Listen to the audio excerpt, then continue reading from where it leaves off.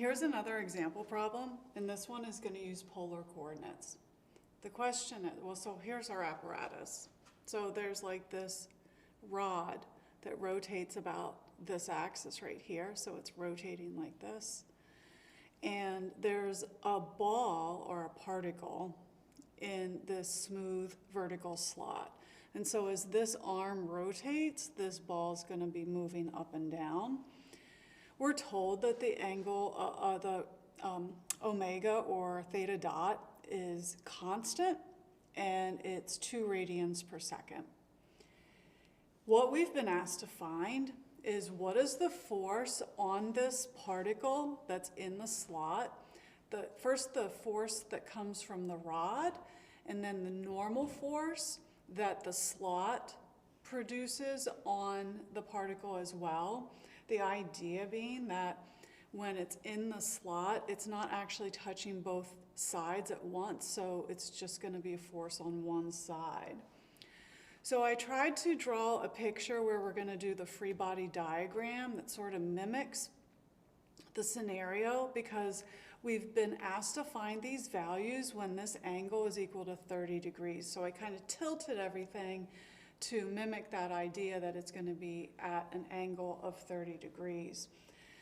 So what are the forces that are acting on this particle? Well, the force from the rod is going to be like perpendicular to the rod itself. So the force is going to be directly along the u theta direction. Gravity is straight down, which is mg, and that's actually going to make an angle of 30 degrees with the negative u theta axis or unit vector. And then the normal has to be horizontal, and I did a little bit of geometry to figure out that this angle is also 30 degrees. So some of that geometry you might want to sort of take a moment and draw and see if you can figure it out on your own, and not just accept what I wrote. So what we're going to do is we're going to look at forces in the radial direction, and those are going to be equal to the radial acceleration term in polar coordinates, and then we'll also look at forces in the theta direction using the polar coordinates. So our expression for acceleration in polar coordinates is r double dot minus r theta dot squared. Then we're looking at forces in the theta direction, and those will be equal to the acceleration in that direction, and the way that we express that is r theta double dot plus 2r dot theta dot.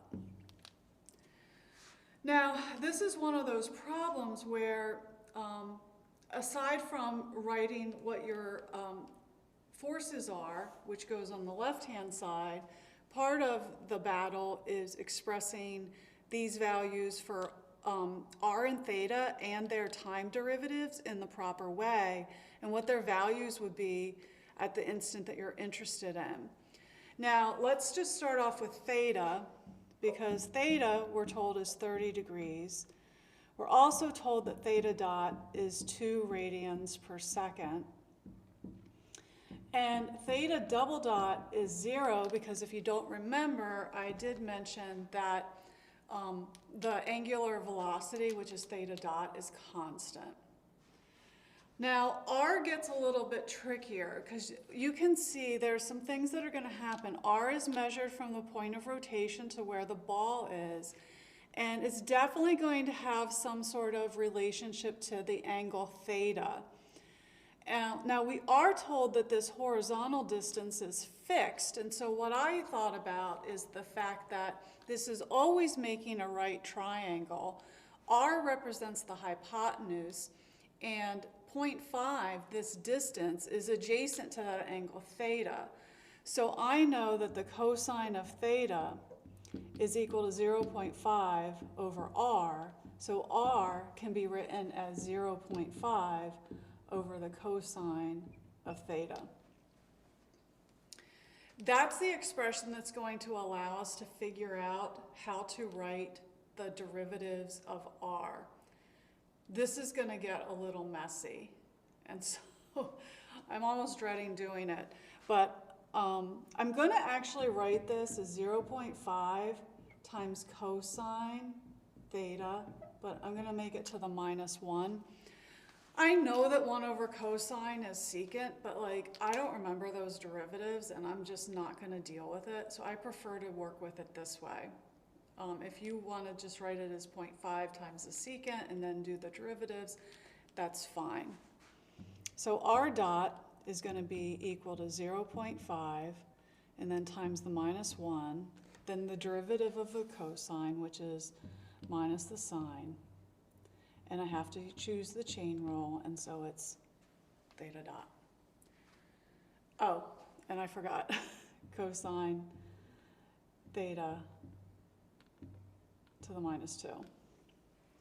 So this ends up looking like 0.5 times the sine of theta over cosine squared theta, which then I wrote as 0.5. I took one of the sines over cosine and wrote it as tangent,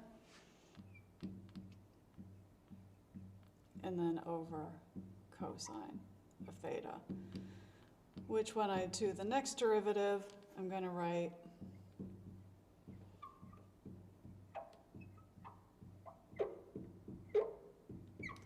and I just want to make sure that we're clear here that when I'm writing cosine to the -1, it is different than the inverse cosine.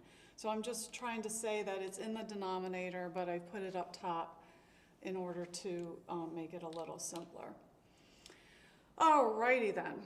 So when I do the second derivative, I've got a lot of work to do because, and I forgot, oh my goodness, I forgot my theta dot in this expression.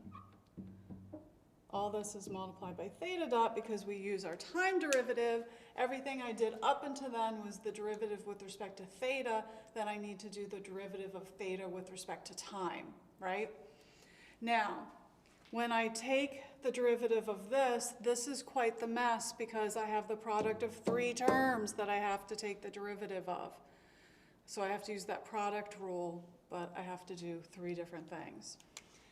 So I'm going to do it over here. Hopefully I have some room. R double dot. So the first thing I'm going to do is it's 0.5, and I'm going to take times the derivative of the tangent, which is secant squared, and then times theta dot. So I'm going to get a theta dot squared, and that's all going to be over the cosine of theta. So that's my first term. What I did is I just took the derivative of the tangent with respect to time. My next term, I'm going to take the derivative of this term, take it with respect to theta, and then do d theta dt.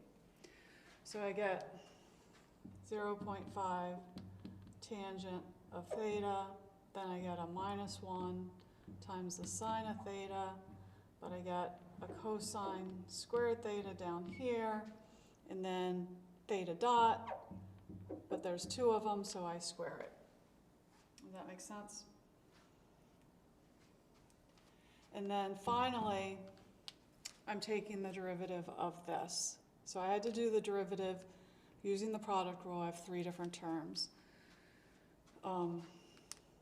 And there were 2, there's a negative sign here too, so we end up with this being positive. So it's the derivative of cosine is minus the sine, and so that minus sign is up there. Finally, we get 0.5 times tangent of theta over cosine of theta, and then theta double dot. You could simplify this. I think I'm not going to do that right now. But what I want to do is I want to tell you what are the values for R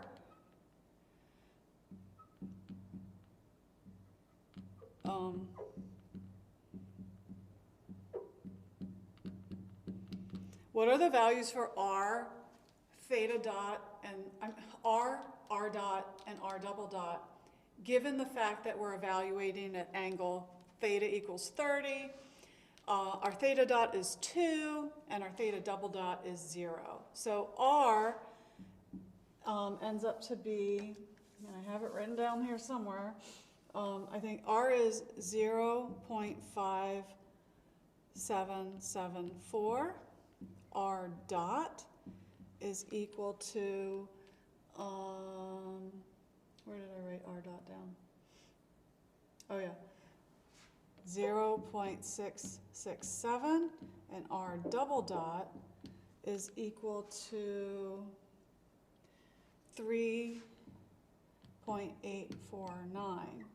This is meters per second squared, this is meters per second, this is meters. So these are the values I'm going to be using in here. What were my forces in the radial direction? Okay, so if I look at my forces in the radial direction, I have the radial component of normal, which is n cosine of 30, minus mg sine of 30 is equal to m. And this is going to be equal, what are these terms? And so it's 3.849 minus 0.5774 times r dot squared, which is 2 squared. I know what the mass of my particle is. I know all the other values. I can rearrange this and I can find that the normal force is equal to 3.72 newtons. And so I know I didn't show every single step, but I think you can appreciate that every single step gets a little bit messy. If I look at the theta equation, now I'm going to look at these forces here and which ones have a component in the theta direction. So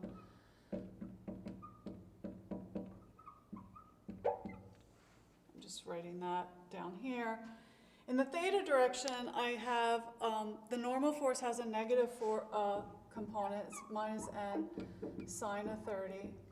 I have minus mg cosine of 30 plus f. And that's equal to the mass times this expression for my theta acceleration. So my r was 0.5774, theta double dot was 0, so that term doesn't do anything for me. Then 2 r dot, which is 0.667, and then theta dot, which is 2. And so that's plugging a bunch of things in. What I can do for this expression is I can, because I just found the normal force, I can use this equation to figure out what the force is that the lever is pushing on the ball with, and that turns out to be 7.44 newtons. This one was a little tricky, but I think it's a really good example of sort of the level of sophistication that you can work with these types of problems. You know, again, though, it does sort of boil down to the fact that when you're using, say, polar or cylindrical coordinates, you know how to write the accelerations in using, the r's and thetas and their time derivatives. But sometimes it's a matter of finding those specific values for your problem is really what you have to really work on so that you can substitute them in here and then analyze your forces. So this is definitely probably one that you're going to want to take a little bit of time and really look through it. But hopefully you'll find it useful. And I would suggest that you sort of try working through it on your own and then kind of going back and comparing it to what you see in the video to see if you could do it on your own. All right, see you later.